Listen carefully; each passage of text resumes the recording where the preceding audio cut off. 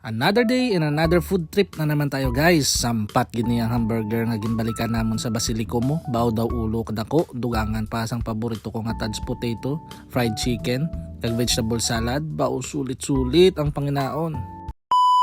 What's up guys? For today's video, ginbalikan namon ang Basilico Food Store located lang gid sa Cuartero Street, Haro, Iloilo City in front of Haro National High School. Pero you can always ask our friendly Google Map for the fastest way. This food store guys is serving burgers, pasta, ribs, chickens, and many more. Nga obsessed gid ako magbalik diri. It's because I am big fan of Peritads before because of their Burger Supreme and Tad's Potato. And when we discovered that Basilico is serving the same menu, ginbalikan gid namon. Ang gin-order namon ang chicken basket, around 6 pieces with mojos na.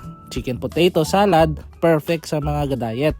And my favorite Tad potato para kung may upod nga bata, perfect gid ini. And ang ila nga specialty na Burger Supreme nga daw ulo kadako. This burger is good for 4 to 5 person na and it's worth 375 pesos only. Need gid slice kay tama gid kadako. May big slice of pineapple na and bacons. Then ang ila burger patty mananampa. Perfect ini guys kung may family gathering kamo or may kiddos kamo na upod kay malingaw gid sila.